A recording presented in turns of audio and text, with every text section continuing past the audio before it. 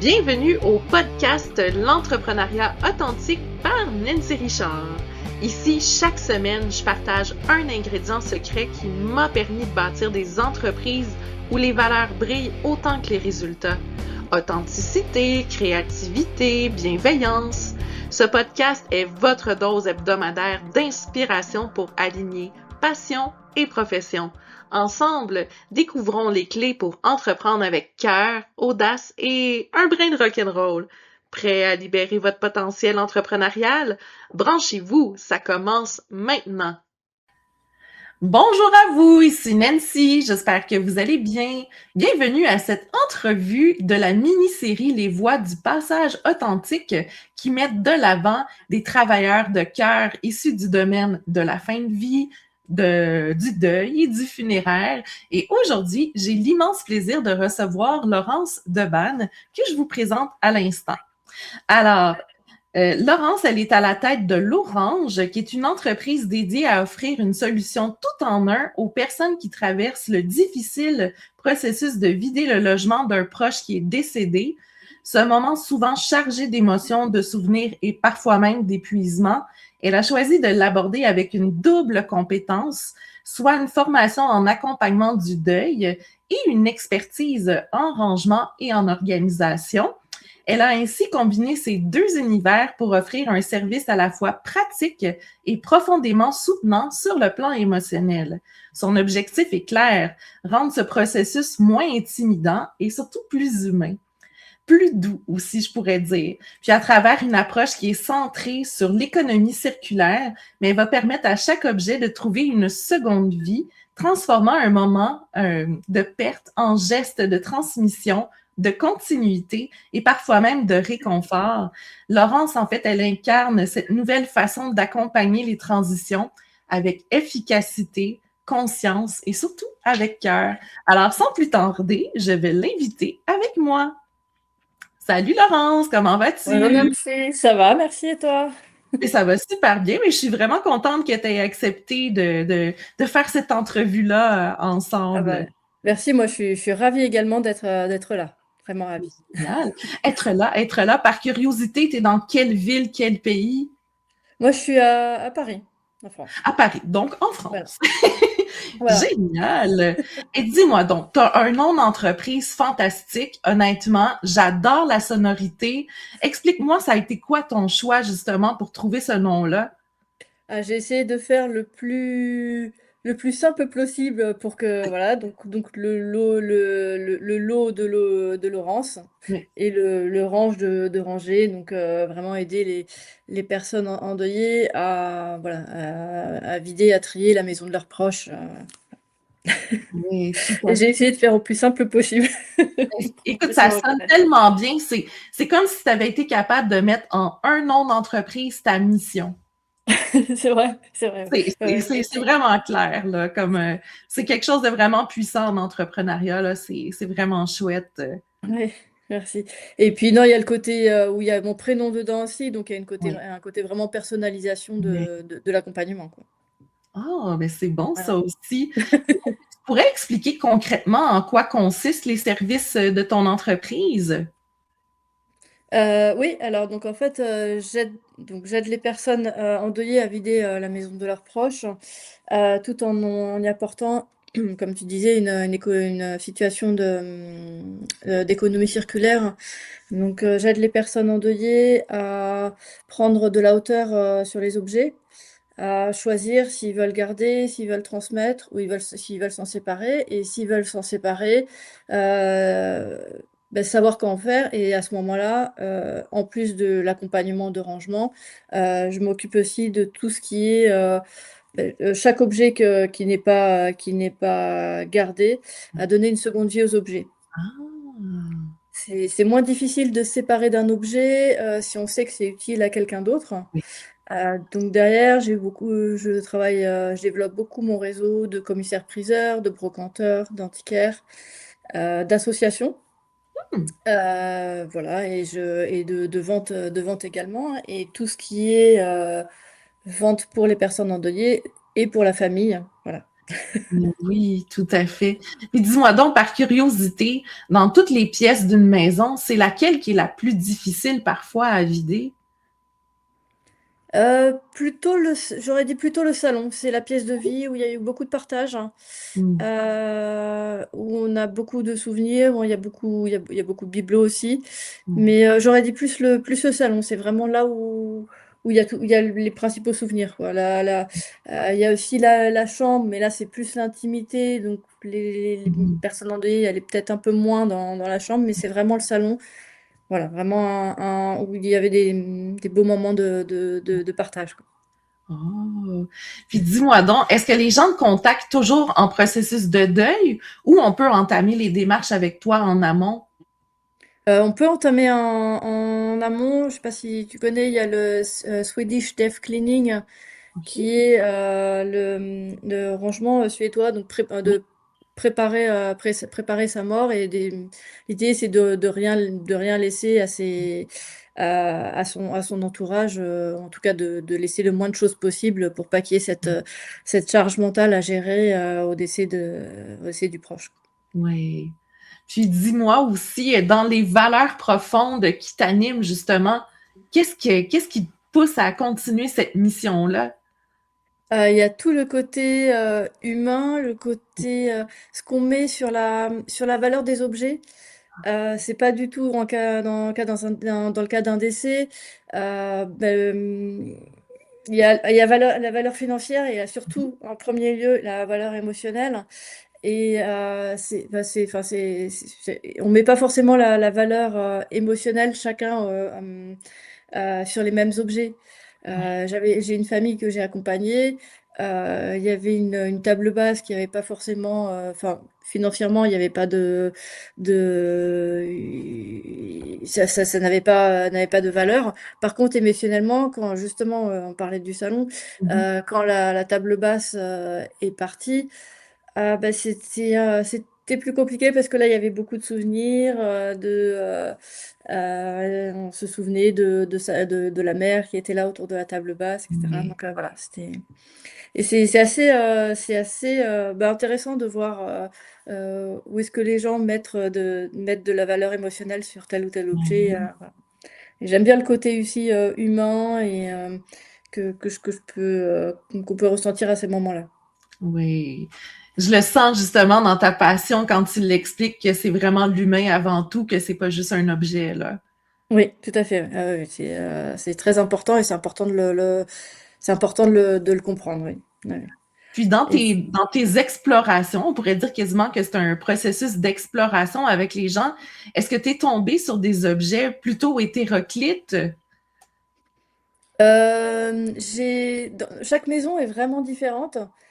Autant il y a des maisons dans lesquelles il n'y a pas grand-chose de valeur, mais on trouve quand même une vingtaine d'objets qui ont de valeur dedans. Donc voilà, après, bon, il y a un peu de tout. Ce qui est intéressant aussi pour moi, c'est de découvrir justement tous ces univers. Dans une famille, j'avais une collection de chouettes. Dans une autre famille, c'était plutôt tout ce qui est art asiatique. Donc moi, j'apprends aussi de ce côté-là énormément de choses. Mais toujours est-il, oui, que c'est vraiment, enfin, tout est vraiment différent dans chaque maison. Vraiment, tous les objets sont vraiment différents. L'important, c'est plutôt la valeur émotionnelle qu'on y met et les souvenirs qu'on y apporte. Là, je parlais de la table basse, mais il y a aussi d'autres objets où ah bah oui, je me rappelle de cet objet, elle avait ça, il y a une histoire derrière et on me raconte l'histoire et c'est le moment aussi de se décharger un peu émotionnellement. De comment, enfin voilà, de se décharger un peu émotionnellement sur une histoire et sur l'histoire du défunt. Donc, Mais voilà. oui. Des fois, c'est les plats de service aussi, parce qu'on voit souvent à table les grands rassemblements familiaux. Fait que des fois, Ouais. ça aussi, ça replonge dans des souvenirs. Oui, oui, oui.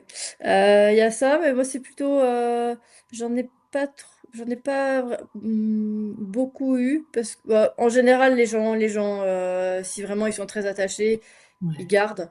Donc, Donc voilà, parce que c'est à chaque, chaque étape suffit sa peine. Mm. Euh, oui, il y a ça qui rappelle aussi, qui rappelle beaucoup, effectivement, et les services de vaisselle, les grands services, Mm. avec des choses aussi quelquefois qu'on n'utilise plus de nos jours. Voilà, donc c'est intéressant.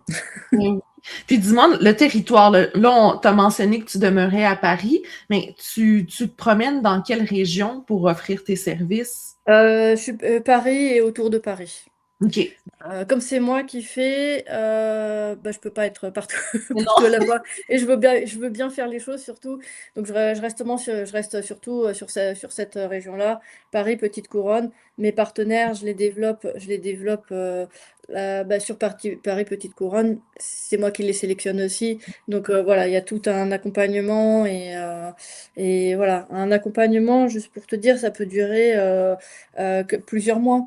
Oui. C'est vraiment au rythme des personnes, donc ça peut être soit une journée par semaine, soit j'avais d'autres personnes, c'était 2 jours toutes les 2 semaines parce que c'était trop lourd à gérer émotionnellement. Donc c'est vraiment au rythme des personnes. Donc là, il y a vraiment le côté accompagnement du humain, accompagnement du deuil qui se fait au rythme des personnes voilà, concernées. Oui. Donc là, tu mentionnes justement au rythme des personnes. Est-ce que Mm. toi, tu as un plan de match quand tu entres dans un domicile, justement, en disant aujourd'hui, on attaque telle pièce, ou justement, tu supportes la personne dans son deuil, puis c'est elle qui choisit ce que tu fais dans la journée? Alors moi, j'ai toujours un plan d'action. Je Oui. fais quand même toujours. Je me dis toujours, bon, alors d'accord, la semaine prochaine, là, on a fait ça, ça, ça. La semaine prochaine, on va faire ça. Très souvent, je le dis en amont, à la fin de la journée. Et ce qu'il y a, c'est, bon, en général, en général, on me suit parce que enfin, bon, voilà. Après, sinon, si la personne dit non, je veux pas ça, je veux plutôt commencer par ça, ça, ça, il n'y a pas de souci. Ouais. Voilà, si le côté émotionnel est trop lourd, il n'y a aucun souci. Mm. En général, on me suit parce que je dis, enfin, je vais leur dire, bah voilà, ça, je vais mettre peut-être un peu plus de temps à le vendre, donc autant s'en occuper maintenant. D'autres affaires peuvent partir plus rapidement. Donc voilà. Mais après, non, c'est aussi au rythme, voilà, au rythme et aux envies de la famille. Ouais. C'est vrai que quand on fait appel à moi, c'est qu'on a vraiment, enfin voilà, qu'on a besoin d'être accompagné et que d'avoir un soutien. Donc bah, je suis le soutien et j'essaye bah, voilà, de faire avancer d'un point de vue concret les choses aussi, voilà, tout en tenant compte bien sûr du côté du deuil, quoi. Oui. Là, je suis curieuse, justement, quand les gens font appel à toi, mais ils utilisent ta double casquette, le volet organisationnel, puis le volet, justement, support émotionnel. Oui. Toi, tu t'es formé dans quelle branche en premier? Je me suis formée en rangement, mais je savais très bien que je voulais déjà mélanger les deux. C'est-à-dire que j'ai pas fait beaucoup, j'ai pas fait beaucoup de rangement à proprement Oui. dit. Je savais déjà que je voulais faire à la fois du rangement et de l'accompagnement du deuil et mixer les Oui. deux. Et ce qui est intéressant dans mon métier aussi, c'est d'allier justement à ce côté actif, on avance, il faut avancer sur l'appartement, et ce côté humain où quelquefois on se dit, bon d'accord, alors sur tel objet, soit ok, bah, vous n'arrivez pas à prendre de décision pour l'instant, il n'y a pas de souci, on va sur autre chose. Ou alors tel objet, ça vous rappelle telle ou telle histoire, d'accord, on s'arrête, on va raconter l'histoire un petit peu, racontez-moi, etc. Et voilà, c'est vraiment, il y a une jauge entre avancer et écouter et respecter Oui. l'humain. Et voilà. Ben oui, tout à fait. Puis quelqu'un, on va dire, qui est en train de t'écouter en ce moment, qui a envie de faire un support émotionnel quelconque pour le deuil, que ce soit dans le même contexte que toi ou dans d'autres trucs, qu'est-ce qu'on oublie souvent avant de se lancer dans ce domaine-là qu'on a sous-estimé?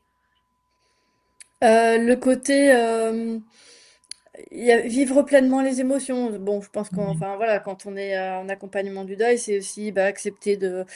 Moi, je sais que enfin, pour des clients, il y a des moments difficiles, donc je suis là vraiment voilà, en soutien. euh, et, euh, et voilà, après, donc oui, à la fois me mener l'humain, il y a aussi, ça prend beaucoup plus de temps que prévu, même pour la famille, elle ne pensait pas hein, que ça prenait pas autant de temps. Beaucoup de familles se disent, ah bah oui, bah c'est bon, voilà, en 2 semaines, j'ai fini de ranger toute seule le logement.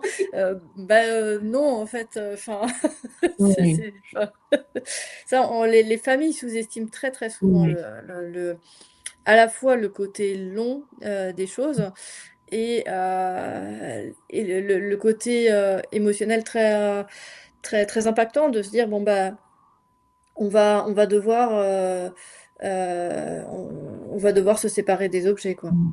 Ah Mais ce oui. qu'il y a, c'est que moi, entre le début de ma mission et la fin de ma mission, je vois les personnes sont complètement différentes. Elles respirent parce que bah, voilà, l'appartement est vide, il peut avoir une nouvelle vie, il peut avoir voilà. Les personnes commencent à se enfin, à mener des idées vers des nouveaux projets, Oui, etc. Il y a toujours la personne qui est présente et ça c'est normal et ah c'est le oui. deuil. Mais voilà, et donc c'est vraiment aussi ça très satisfaisant.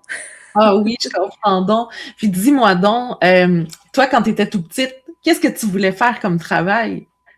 Alors moi je suis issue de l'hôtellerie, donc quand j'avais 6 ans, je voulais travailler dans un hôtel. Donc Ah oui. ça- j'ai fait ça pendant 20 ans et puis après, je pense, je me suis peut-être, ce que j'aimais bien, de toute façon quand j'étais plus jeune, c'était vraiment le service client. Donc là, OK. ça le rejoint un petit peu avec le côté humain du deuil, hein. Ce qu'il y a, c'est que oui, et puis en fait, comme beaucoup avec le Covid, on se dit bah tiens, c'est le moment de Ouais. recentrer, se ressourcer, et puis je voulais faire un travail impactant et utile et bon, qui me convienne aussi. Donc voilà. Ce qu'il y a, Ouais. c'est que de faire ce travail, donc 10 ans avant, quand j'étais encore dans l'hôtellerie, j'accompagnais à peu près une famille par an. OK. C'est comme ça que c'est venu. Donc j'accompagnais à peu près une famille par an pendant 10 ans. Justement, suite à un décès, on m'a dit, bah, tiens, j'ai perdu ma mère, est-ce que tu peux m'aider, etc. Donc voilà, donc c'est venu comme ça. Et c'est comme ça que le goût est venu bah, voilà, d'aider ces personnes. Euh, et puis, euh, et puis comme je voulais quelque chose, enfin voilà, de plus impactant, j'ai vraiment voulu professionnaliser ce métier. Et c'est pour ça que voilà, quand j'ai fait la formation rangement, je savais très bien ce que je voulais faire Oui. et mélanger les deux. Et voilà. Ah, mais c'est bon ça. On voit vraiment c'est quoi le moment charnière qui a fait en sorte que tu as lancé ton entreprise. Oui, oui, oui. C'est Puis au quoi? cours. Oui. Ah non, vas-y, vas-y. Non, non, mais en fait, il n'y a pas vraiment de moment charnière, c'est vraiment plus beaucoup Voilà, comme je dis, bah, je faisais ça depuis 10 ans, tu prends un moment pour te recentrer, tu te dis, bon, allez, qu'est-ce que je vais faire maintenant? Il y a aussi dans les dans donner une seconde vie aux objets, un effet de transmission.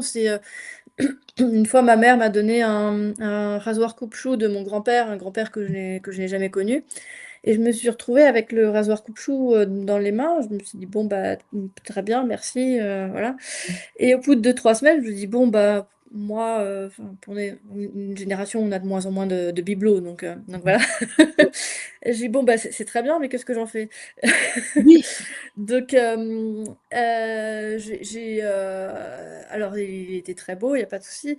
Et en fait, ce qu'il y a, c'est que je me suis dit, bon, bah, je vais le vendre. Bon, alors, la valeur monétaire est pas. Elle est un peu nulle, il y en a beaucoup, voilà. Et j'ai réussi à le vendre. Et je dis au monsieur qui l'achète, je dis, mais pourquoi vous l'avez acheté? Il me dit, ah, mais non, mais moi, je suis acteur sur scène. Et à un moment, je dis, ah, et je dois, je sais pas quoi. Et donc, il l'utilisait comme accessoire.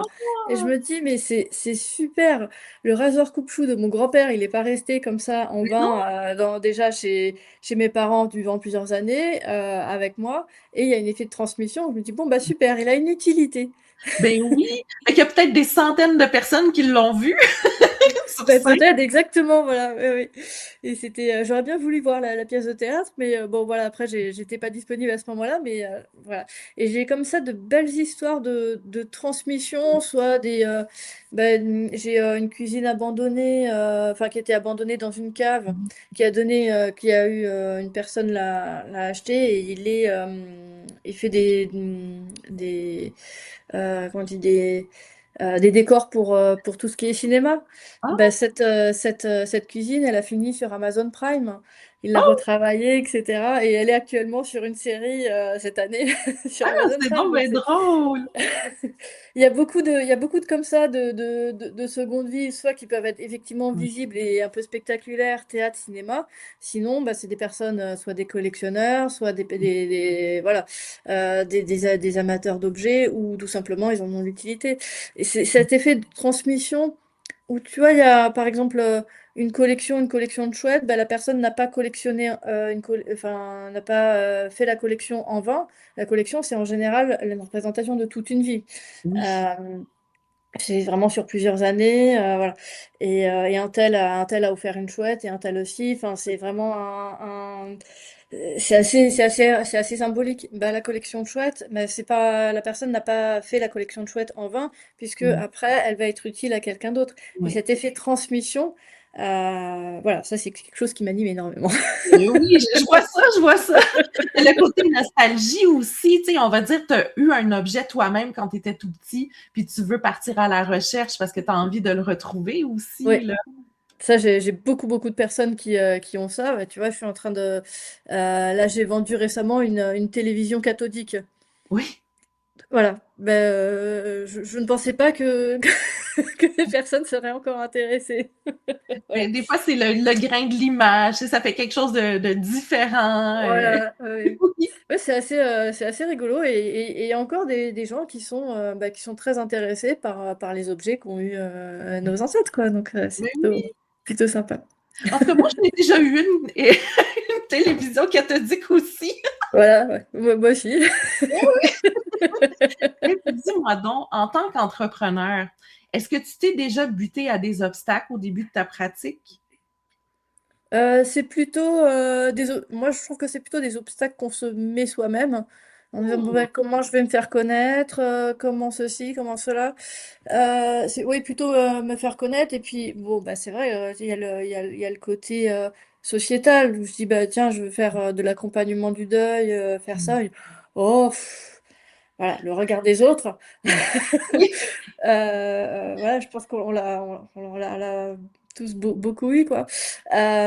Et donc, oui, je pense que c'est plus ce qu'on se met, enfin, nous, comme limite. Oui. Comment je vais me faire connaître, comment j'arrive à expliquer ce que je fais, ce que je Oui. suis, qui je contacte. Mhm. Euh, il y avait une personne qui me disait à l'époque où je travaillais dans un hôtel, il me dit, l'hôtel, c'est comme dans un théâtre. Dans un théâtre, on ouvre la porte et on a un nouveau rôle, comme ça. Oui. Ben, c'est un peu ça quand j'ouvre la porte d'une pompe funèbre. Voilà, j'ai un rôle, je suis, voilà. Oui. Et comment démarcher et continuer à démarcher, voilà. Ah oui. Et dans l'accompagnement, ça va. Enfin, c'est plus, pour moi en tout cas, c'est plus facile pour moi parce que bah, j'explique bien, enfin, j'explique bien, voilà. J'arrive à bien expliquer et à plutôt bien faire passer mon message. En général, quand on me contacte, c'est qu'on a compris ce que je faisais, quoi. Oui, oui, Donc tout c'est à fait. plutôt pas mal. Hey, puis dis-moi donc, justement, comme tu disais que tu étais ton propre obstacle, entre guillemets, au début de ta pratique, si tu avais un seul conseil à donner à la toi d'avant, Mm. justement, pour persévérer puis continuer, ça serait lequel? Fais-toi confiance et vois aussi quels sont les freins que tu te mets et pourquoi tu te mets les freins. Et tu verras, finalement, ça roulera très bien. Oh, ben c'est bien Voilà. ça. Puis si quelqu'un hésitait justement à se lancer dans le domaine de l'accompagnement du deuil, est-ce que tu aurais un conseil suprême pour cette personne-là?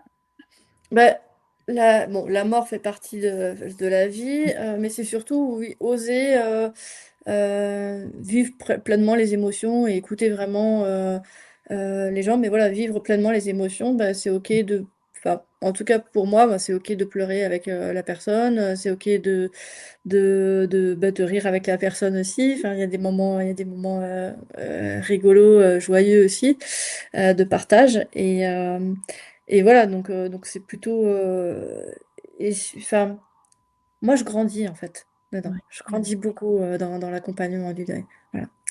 Oh, c'est beau! Là, tu parlais justement du pouvoir des émotions. Est-ce que la musique chez toi t'apporte des émotions?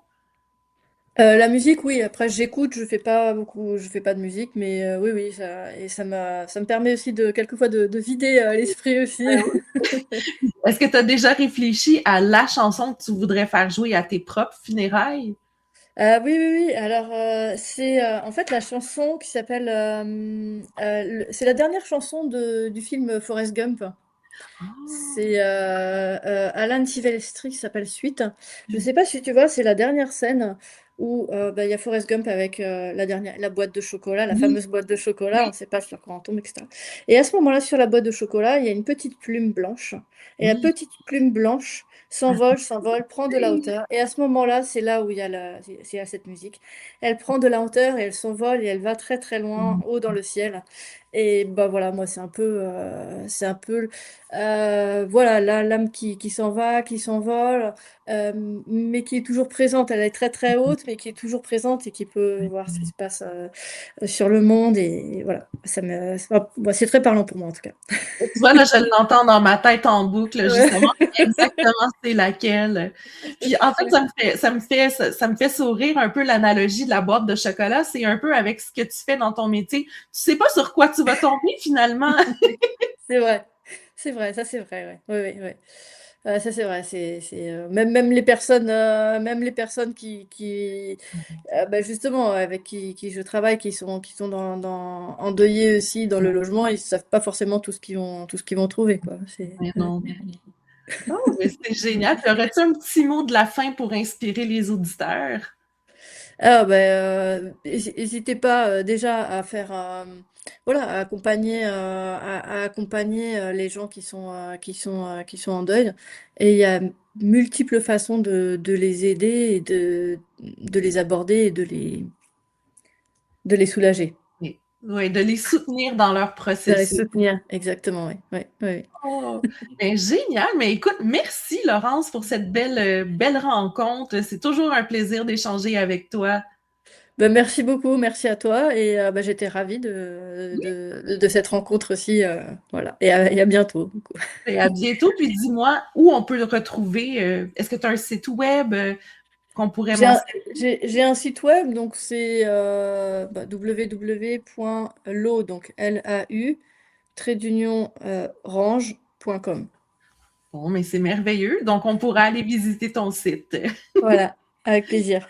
Bon, mais génial. Mais bonne journée à tous. Et puis, au plaisir de vous retrouver dans une prochaine entrevue. Ciao, ciao tout le monde! Ciao, ciao. Pour de plus amples informations concernant mes entreprises ou mes services, vous pouvez visiter mon site web nancy-richard.com.